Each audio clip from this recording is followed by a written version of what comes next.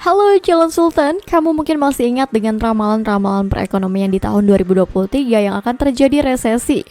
Indonesia mungkin bisa bernafas sedikit karena minat belanja dari kaum kelas menengah justru mulai naik. Dilansir dari Kompas ID, data dari Badan Pusat Statistik per 2022 menyebut kelas menengah di Indonesia adalah penggerak pertumbuhan ekonomi di Indonesia. Konsumsi kelompok ini tumbuh 12% per tahun sejak 2002. Dan saat ini mewakili hampir separuh konsumsi rumah tangga Indonesia. Menarik bukan? Lantas apa sih definisi kelas menengah itu? Apakah kamu salah satu bagian dari kelas menengah? Mari kita simak video ini sampai habis ya. Dari istilahnya, kelas menengah merupakan kelas yang kelompok besar rakyatnya di antara kelas bawah dan kelas atas. Definisi ketiganya pun berbeda. Untuk kelas bawah, ini sering ada di negara berkembang, termasuk Indonesia.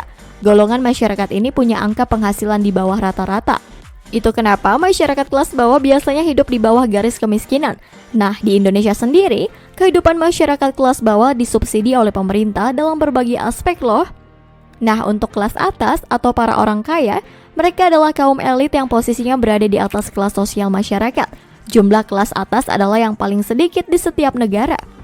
Walaupun jumlahnya sedikit, namun kelas atas punya pengaruh dan dominasi besar loh di masyarakat. Pendapatan masyarakat kelas atas ini di atas rata-rata, namun gaya hidup mereka tidak melulu mewah dan konsumtif. Oke, sekarang kita masuk ke kelas menengah ya. Kelas menengah bisa dikatakan kelas ini mendominasi masyarakat Indonesia saat ini. Di negara kita, total penduduk yang masuk kelompok kelas menengah ada 53,6 juta jiwa atau sekitar 20,5% dari seluruh masyarakat Indonesia. Masyarakat kelas menengah ada pengaruh yang besar dalam pertumbuhan perekonomian di Indonesia. Bisa dibilang kehidupan kelas menengah cenderung stabil dan teratur. Orang-orang yang berada di kelas menengah ini bisa memenuhi kebutuhan dan pengeluaran sehari-hari. Nah, untuk kelas menengah di Indonesia dibagi dalam beberapa kategori berdasarkan jumlah pengeluaran mereka. Poor middle dengan pengeluaran bulanan di bawah 1 juta. Upper middle dengan pengeluaran bulanan antara 1 juta sampai 1.500.000. Emerging middle dengan pengeluaran bulanan antara 1.500.000 sampai 2 juta rupiah. Middle dengan pengeluaran bulanan antara 2 juta sampai 3 juta rupiah. Upper middle dengan pengeluaran bulanan antara 3 juta sampai 5 juta rupiah. Atau bisa kita simpulkan pengeluaran kelas menengah adalah mulai dari 1 juta sampai ke 5 juta. Atau cara simpel untuk kamu tahu adalah kelas menengah atau bukan kamu bisa jalanin ini dulu. Menjadi kelas menengah adalah ketika mengeluarkan uang 2 juta terasa mahal, tapi ketika menghasilkan uang 2 juta akan terasa sedikit. Gimana? Relate nggak? Sekarang yuk kita lihat apa kamu benar-benar masuk ke kelas menengah atau ternyata kamu sudah masuk ke kelas atas nih. Pertama, tinggal di kota besar terdekat. Bersyukurlah kamu yang tinggal di daerah Jabodetabek atau di kota besar lainnya. Orang yang bekerja di wilayah Jabodetabek ini memiliki rata-rata penghasilan 4,5 juta rupiah. Tinggal di daerah yang cenderung dekat dengan ibu kota buat kita memiliki gaya hidup yang lumayan konsumtif nih.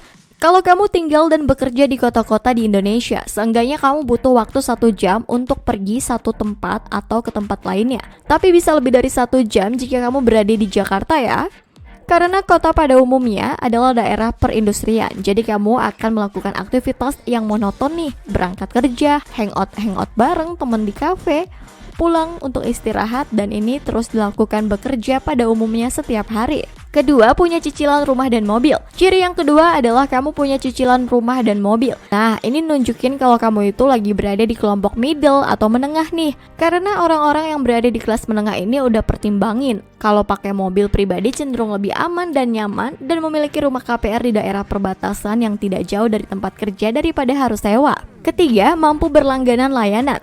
Kalau kamu sudah langganan berbagai layanan seperti Netflix, Spotify, Disney Hotstar, atau games yang kamu suka, itu berarti kamu masuk ke kalangan kelas menengah nih.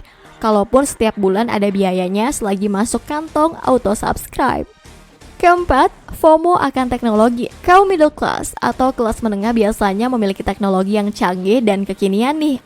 Entah nggak mau ketinggalan zaman atau gimana, mereka ini pakai laptop, handphone, tablet, umurnya nggak ada yang lebih dari 3 tahun. Padahal kalau teknologi canggih seperti sekarang bisa lebih lama ya kalau perawatannya baik. Kelima, ingin anaknya memiliki masa depan yang bagus. Berawal dari mulai cicilan KPR, banyak orang-orang kelas menengah pada umumnya memiliki cicilan untuk rumah KPR. Selain itu, para orang tua kelas menengah ini juga sangat memprioritaskan anaknya untuk berkuliah.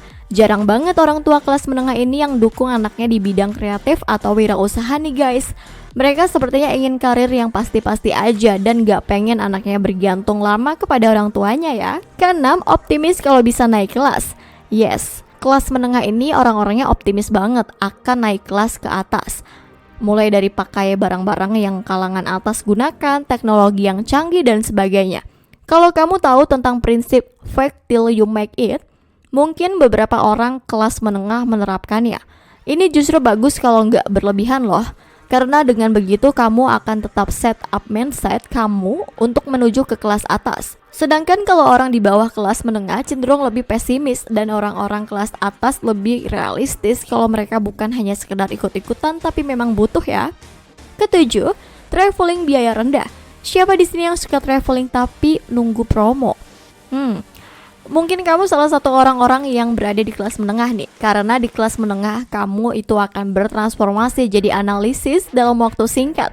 Gimana enggak? Ketika orang-orang kelas menengah ingin traveling, biasanya mereka akan bandingkan banyak hal. Mulai dari harga tiket pesawat A dengan B atau dengan C dan seterusnya. Lalu dibandingkan hotel A dan hotel B dan seterusnya. Sampai menemukan harga yang pas dan kalau bisa dapat diskon maupun poin.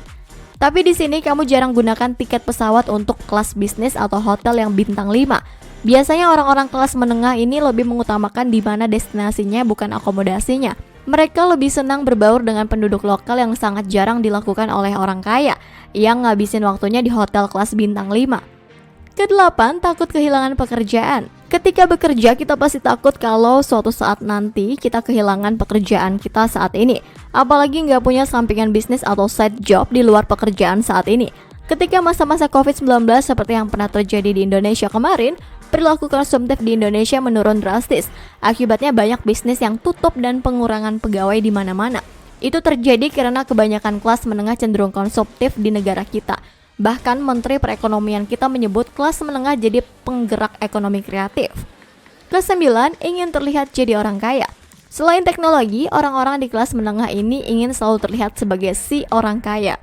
FYI nih guys, brand-brand kelas atas bahkan menyesuaikan strateginya untuk middle class atau kelas menengah loh. Brand-brand ini menargetkan kalangan kelas menengah yang ingin kelihatan kaya.